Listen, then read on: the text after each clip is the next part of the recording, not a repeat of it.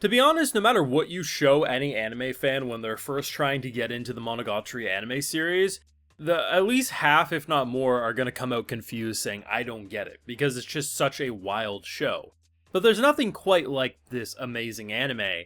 But honestly, seeing part 1 of either 2 or 3 episodes, I imagine, for this Nadeko arc, honestly is a pretty good representation of what this anime actually is. Because when people ask me what the Monogatari series is about, I think the best way I sum it down to is it's basically a tale of growing up with a large assortment of characters, many of which are possessed and cursed by different spirits and the likes, and there's a lot of insane directing, both sexual and creative, and at the end of the day, that's a pretty good representation of a bunch of different characters going through some supernatural bullshit, and they have to tackle growing up in these mysterious ways. But I think to give someone a proper taste of what to expect, there's a lot of actually decent arcs, because, I mean, the series airs out of order to begin with. Now, the off-season seems to be doing a pretty good job at, you know, we look at last week with our doll friend, to then what we have with Nadeko, it, like, very much carries past that. So it kind of feels like, timeline-wise, we might actually have a pretty coherent season. But the idea that it's such a silly idea, but it's such a Monogatari idea at the end of the day. You have someone who, basically, Nadeko is, you know, she's pouring her heart into it, she's trying to be so good, but she keeps getting rejected, even one-shots aren't being published. So the idea that she needs to cram in so many hours in, she needs to do this before she graduates, right? Like, it's kind of like her timeline, because once that happens, I mean, parents are very much clearly going to force her to, well, get a real job or anything like that. And the idea that, you know, she can just come in and say, hey, listen, how about you draw yourself like 4 or 5 self-portraits? We'll turn them into your doppelgangers, and, yeah, you know, we'll just split the workload. It's pretty much like it's all the versions of herself since the show basically began.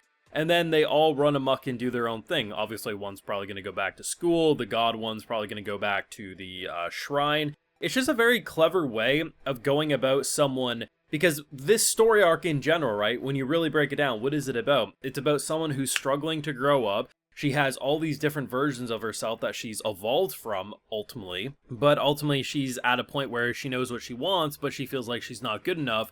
And it's about almost like conquering and accepting your current self. Like, it's such a Monogatari series arc. It's like the perfect one, I think, to get someone into a show, if I'm being honest.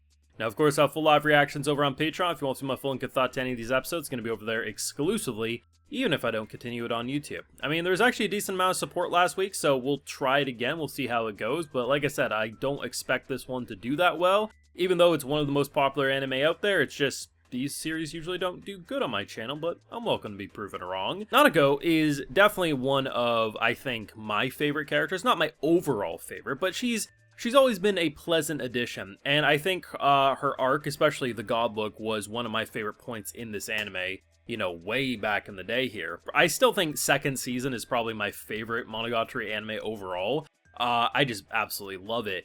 But the idea that it just feels like, from second one, once again, from the, like, it's not second one, but it's like in the first 30 seconds, the hair clipping scene, I mean, just to look at this show and just I feel so giddy, because I started watching Monogatari weekly when second season was maybe around episode 8, give or take, something like that. I caught up to all the anime that was released up to that point, and then I started watching weekly around episode 8, 9 in that area. And to just, I don't know, because I've actually really enjoyed the most recent anime. I've enjoyed them all.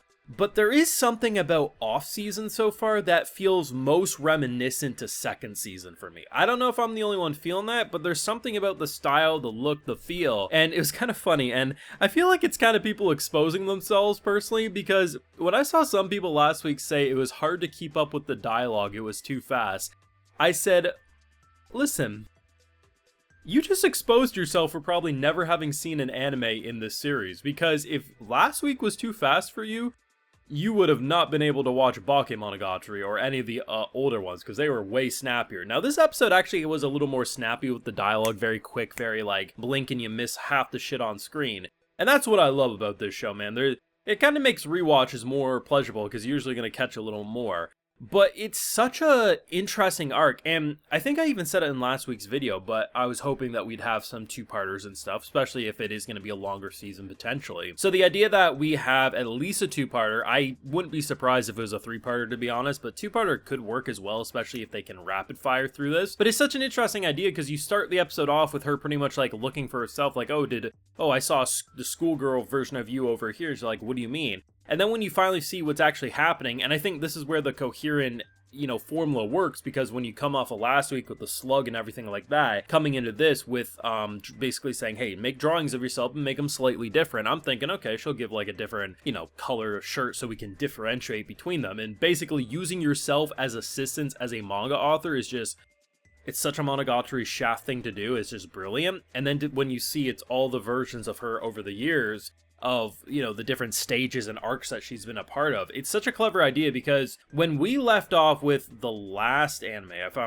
remember correctly, the last anime that we had, our Argy was about to go to college, if memory serves. And the idea that we left him off in a way that's like, okay, yeah, his next chapter in his life clearly can start there. But there is all these amazing supporting characters who are also getting into their next chapters of their life as well. And it's really nice to see that this season is primarily going to focus on them and kind of like where their stories are evolving, ending, beginning again, whatever it is, right? It's a very natural transition season, it feels like. Well, honestly, going back to a lot of the basic formulas that I fell in love with this anime many years back. Like I said last week, it just feels like a return to form for Studio Shaft. It feels like they've never left their comfort zone and just are continuing to go absolutely crazy.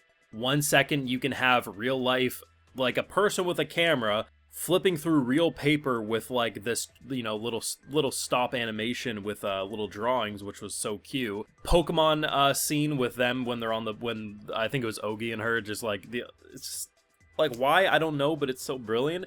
I don't know, like within like 2 minutes you'll see more visual creativity than a lot of episodes will have in multiple episodes. When I first started watching this series many years back, I was like, damn, I feel overwhelmed. I'm like, is this even going to be for me? There's a lot of shit happening.